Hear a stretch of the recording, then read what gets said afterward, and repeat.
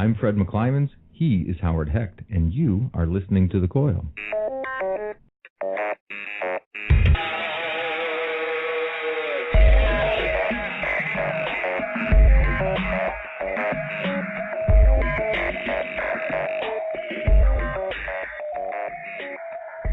On today's edition of The Coil, we're talking all things privacy.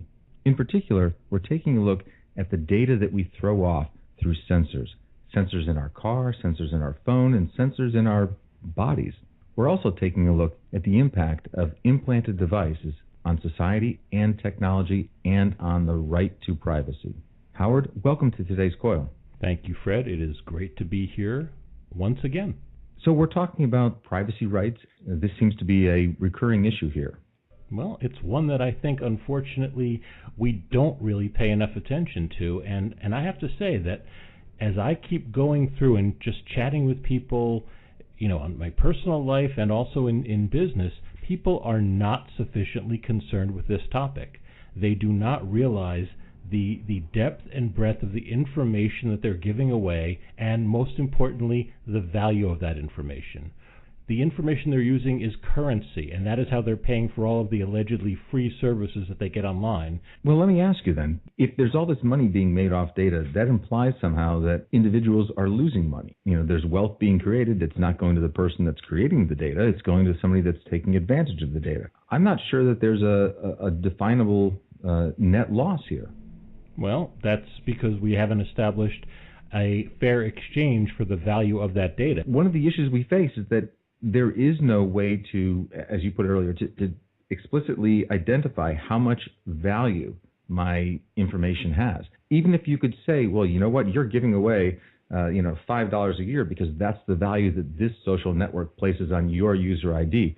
This isn't money that we had in our hand that we gave away. This is a new source of revenue that vendors have created that literally tracks what we're doing and finds a way to monetize it. It's not as if I can point to a person on Facebook and say, Facebook just took $5 out of your wallet. You absolutely and that's can the problem. Do that. No, you absolutely can't do that. You can't do that. You absolutely can't do that. Fred, you own a property in the state of Virginia, and you own a little patch of ground.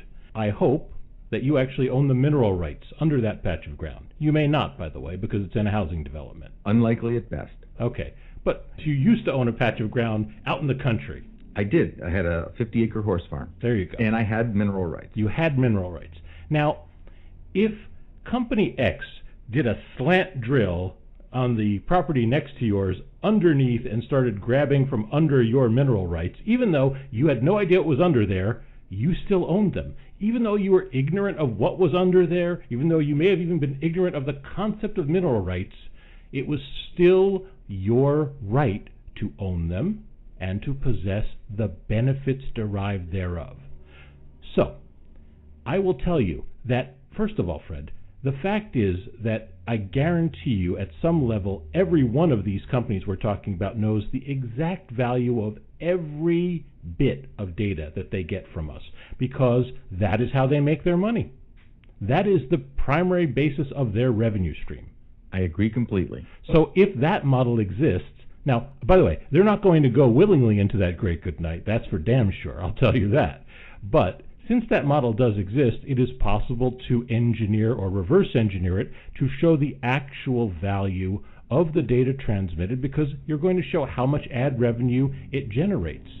And it's also possible to track that because it has to be trackable in order to account for it. So the model doesn't exist only insofar as that we have not empowered ourselves to put a price on what we give. Well, here's what happens when we do that. When we actually, put it in black and white in front of somebody and say, here's the value that you have to this company. Somebody says, I want that value back. They're making money off my data. And the company says, well, I have two choices here. I can give you the money and go bankrupt, or I can give you the money and then charge you for the service that you're using. Oh, and by the way, the charge happens to be about the value that I've just handed back to you. Really, those companies operate on a non-profit basis, Fred? I don't know. I thought Google was making billions and billions of dollars a year. They are, but if you take those billions and you give it back to all the users, they're going to ask for those billions in cash. Well, okay, Fred, obviously, as a business model, there is a middle ground. Obviously, users are not going to be able to either get everything for free and do this, but then again, one of the things that happens is the value of that data is going to go up. That's the problem. This is not, even as a commodity, that data is going up in value as it has more uses. And your agreement, your tacit agreement in search or in whatever other services you use on Facebook, whatever service, Twitter, whatever services that you happen to use, that tacit value that you placed on the data when you signed up for that service doesn't really go in accordance with the emerging models and the emerging markets for that data. So if there was some transparency, if there was a methodology for us to show the value, and it was even done in the form of rebates, if it was done in the form of credits, by the way, one could create a fascinating financial ecosystem here where everything that you interacted with on these services accrued money in your account, and you pay for access via the money that you accrue, you pay for services via the money that you accrue, you pay for games, you pay for all of this. And again, that simply makes us more mindful of where our money, or in this case, our value, is going. Right, but I think we're talking a little bit deeper than just that type of data or that type of transaction here. Of course, and I have no problem with a company like Google recognizing and even telling me flat out, here's how much money I made off you last year, because then I can look at that and say, well, you're making this much money, and here's what I'm giving you to make that money, versus here are the services that I'm using. What I'm more concerned about is the data that gets collected that Google doesn't know how much that's worth because they've sold it off to somebody else, and then it goes to somebody else, and then absolutely down the road it gets recombined into something of value. And that's one of those areas where it's incredibly difficult to even speculate as to how much value that data has, because we're not even sure exactly what that data is or how it will be recombined and scraped and mined in the future into something new, something that all of a sudden has value that nobody anticipated, today or even tomorrow. That's why it needs a price. Yeah, I'm not sure that there's a price that you can put on that until you can actually... I can always put a price on it. Well, I know you can. You can estimate a price, and you can talk about the probability of a price being accurate or not. Excuse me. What I would simply do is do what they're doing to us. I would create a licensing fee, and essentially, just like it's a cloud usage of my data. So you can access my personal cloud, and that costs you X dollars a month, and every time you touch anything in my personal cloud, that costs you more. And I would just, Fred, that's the problem. When the data exists beyond the scope of your control, that's when you can't do anything with it. If you had a personal cloud, basically, here's my premise. My model is, if you want to know anything about me, if you want any of my data all resides in my personal cloud. I keep control of all my data. You want access to that data, you pay me for it. That's my model, Fred. Pure and simple. And a brilliant capitalist you are. But so let's take a look at that model. That's a model that theoretically could work within a single entity.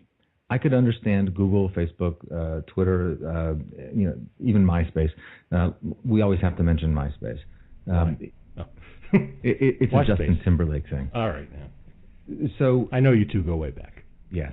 If we look at that model, I think that there is a reasonable expectation that a single company should be able to tell me how they are using my data. But that's not quite true, because most of these companies, they can tell you, here's the type of data I'm going to collect on you, and here are the type of individuals that I'm going to share that data with. But it gets really gray when companies start to pseudo-anonymize your data and combine it with other data that they acquire from other sources to create value that is incredibly difficult to predict. What are they actually going to do? But see, that's not, but see, again, I think you're misunderstanding. That's not what I'm not looking at that additive thing, because this is the other issue. I'm saying, here's a practical model. All of my data, everything you could possibly want to know about me exists in my personal data vault, my personal data cloud. You pay me for access to that data. What you do with it thereafter, that becomes a span of control issue that I can't even begin to address. I mean, maybe we could, but that's not practical. You're right. But right now, today, tomorrow, in 6 months, I could have a personal cloud, And for you to get access, instead of yanking cookies, instead of throwing out beacons, instead of doing what you do now, every time you want to know anything about me, you have to go to my cloud, you pay me for access. Your recombinant DNA created afterwards, that's great, that's your business, that's how you make money on it. But at least you've paid me for the data. And that, I think, is a practical model. Howard, I love to play devil's advocate to you because you bring up some great points, but we also have to question those points. Do I think that we've crossed a line in the sand regarding personal privacy? I do. I think we crossed that a long time ago. But the reality is we have business models in place that we can't just change overnight.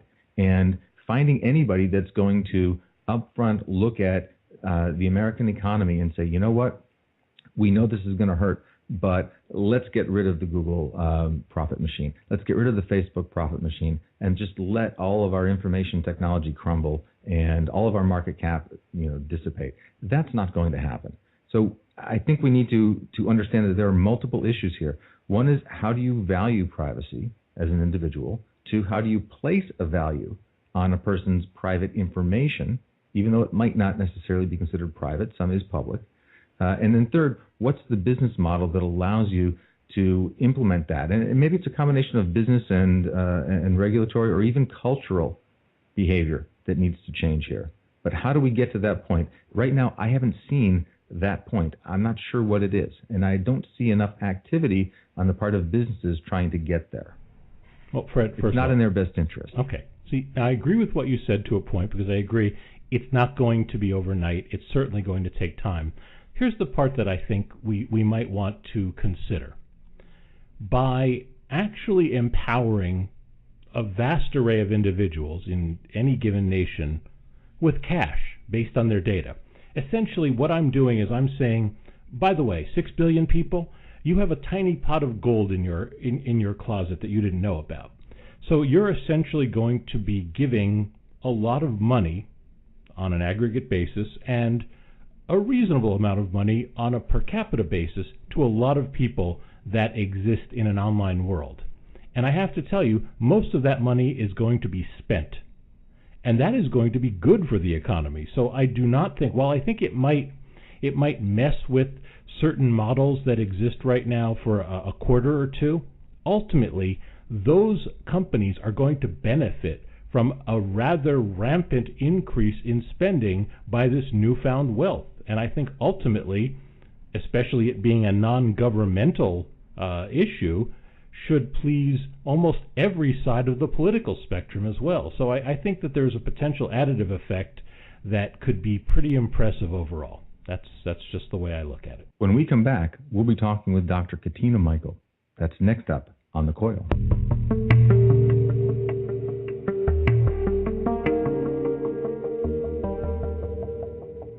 In this section of today's Coil, we're talking with Dr. Katina Michael of the University of Wollongong in New South Wales, Australia. Katina, it's a pleasure to have you here. Great to be with you, Fred. Katina, I want to talk a little bit about what's actually happening out there in the government space. You mentioned some pretty significant impacts to security breaches. What governments are doing the best job or even a good job at protecting the privacy of their citizens? And are there any trends that you've noted in the best or the worst of them? Governments are moving towards what I would term data breach notification.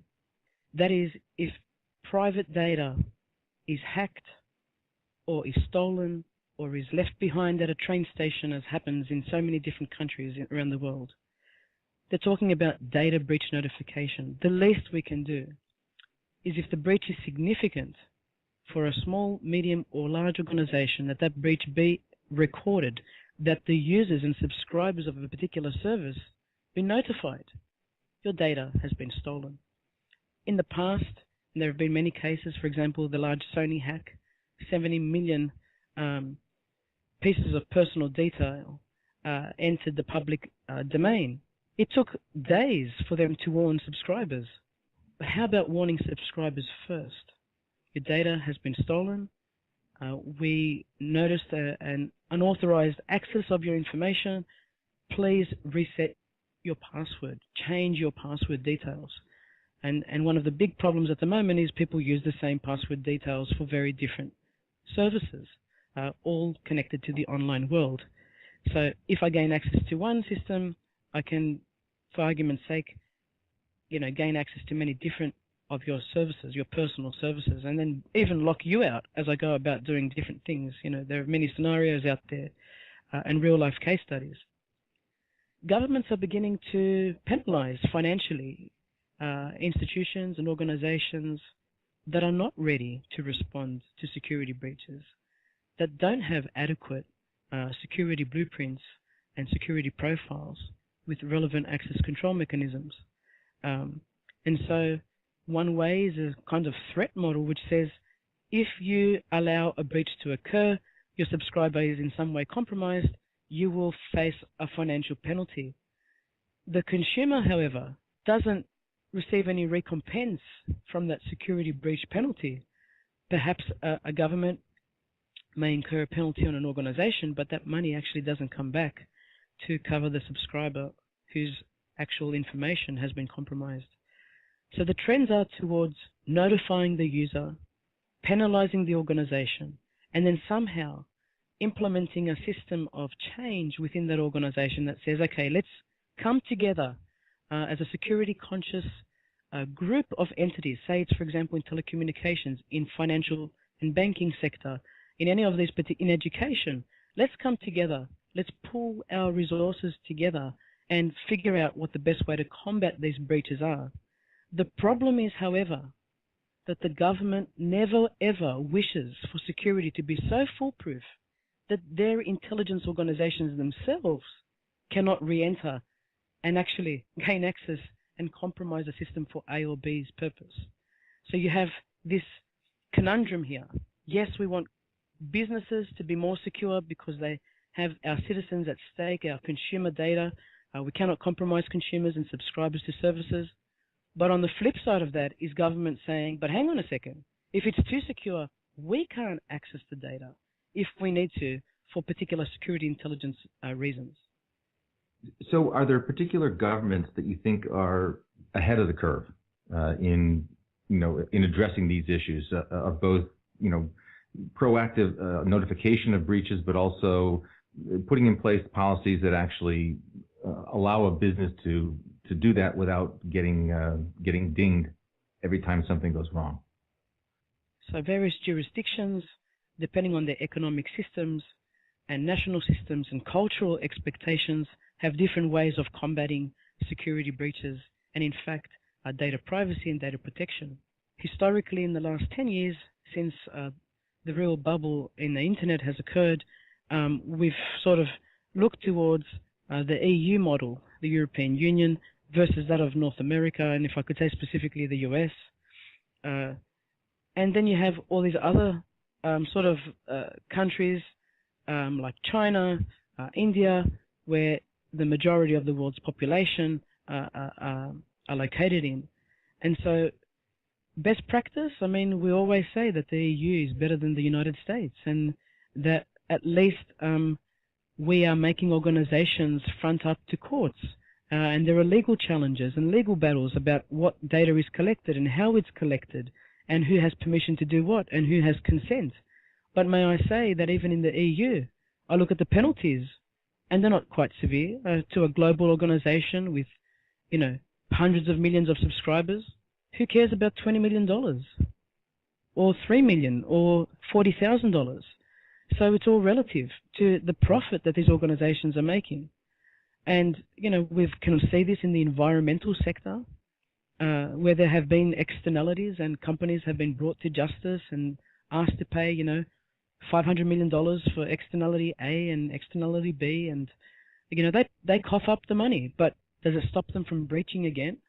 It's just a slap on the back of the hand. So we often say that the US is very far behind the European Union. I agree they are in terms of the legislation, in terms of rights and privacy of the individual and the expectations of security and data protection.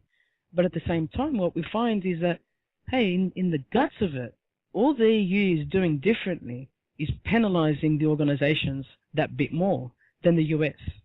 In the US, we have a model with no penalty, No legislation. In China, there is no expectation of privacy of the individual. And in the EU, for example, we're saying, great job, ideal type of legislative system. But, you know, in deep down, what's the penalty of $40,000 or $400,000 or $4 million to a large organization that's making so much more money? We should say that we actually did get a chance to see your clip, your ABC clip.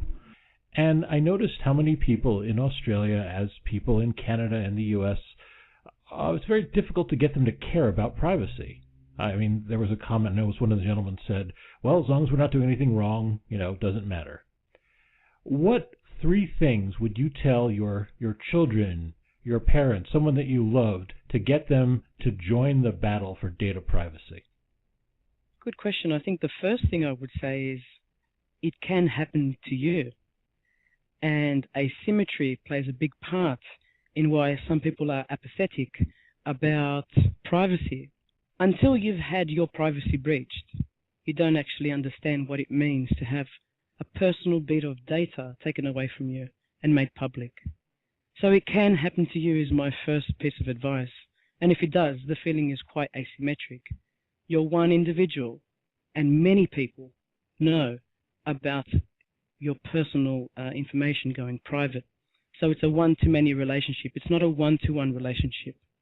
Once the cat's out of the bag, it's out of the bag. The second thing I'll say is there is a price for private data going public. There's an economic impact on you. Potentially, there are different bits of information that may create an issue for you with respect to gaining employment, with respect to getting married, with respect to getting health insurance, and a lot of other different things. So there is a price, there's an economic price for some of that personal information going public, and you need to be aware of that. There's also a psychological effect that can have a personal harm on you as an individual. We all need private space to make mistakes, and that doesn't mean that we need private space to make mistakes and crimes. I'm not talking about crime. I'm actually talking about making a mistake and learning from that mistake and moving forward. Do you wish to make your personal errors public on YouTube so that they can be rerun in front of you over and over and over again, so that you cannot move away psychologically from that particular harm? Right now, we're seeing tech increasingly move away from an ownership model towards a licensing or subscription cloud-based model. I mean, this is everything from Gmail and Dropbox all the way to some pretty in-depth accounting software, financial software, banking, and so forth. We all used to be able to control what data was sent out from there by simply saying we simply don't want to connect to the internet. We don't want you to collect usage statistics. But once everything goes into the cloud, it's out there. And I don't think people really understand just how much of their actual transactions are available to be monitored and mined and profited from out there. I'm curious, in your experience, what's some of the better work out there that's being done by the standards or open source communities to provide tools for individuals to monitor their data and potentially control some of their data in this cloud-based subscription-oriented environment? I guess some of the best practice is to explicitly let your subscribers know and consumers know exactly what data is being collected about them, to, at an individual level, allow a consumer to provide consent for various levels of details. And I've seen various models be instituted. Companies going on a window-by-window basis as you enroll and register into a new service online, so that at every single screen, you're actually asking for the consumer to opt in to this and that piece of information actually being stored.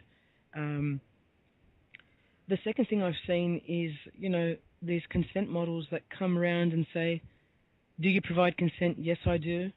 And I'll come back to you in 30 days and say, do you still provide consent? And it's a dilemma here, because if we tallied up the number of individual fields of data that we give away every day to service providers, and we were asked repetitively and continuously, do you agree, do you agree, do you agree, we'd quickly run out of time during our day to agree to all these things, and to consider them and to think about them. The other thing is that there is no personal interface with another human being. We're enrolling and registering into a system that has no face. So you think if I click yes, okay, next, okay, install, that's not really a consent process. Now, are there any tools out there or any sites that somebody can go to figure out just how much of their information is out there, or perhaps even monitor some of their information? I think that one of the tools that comes to mind that many people have used is Collusion, which looks at all the various touch points that you've made through cookies in your browsers, through interactions through your day. And if you set up something like that, you can actually see in a 24-hour period who is reaching out to you, who is storing data about you, and where is your digital DNA being stored. We leave traces of this DNA, these footprints, these digital chronicles all over the place. And there are software that can trawl through and identify these touch points and interactions.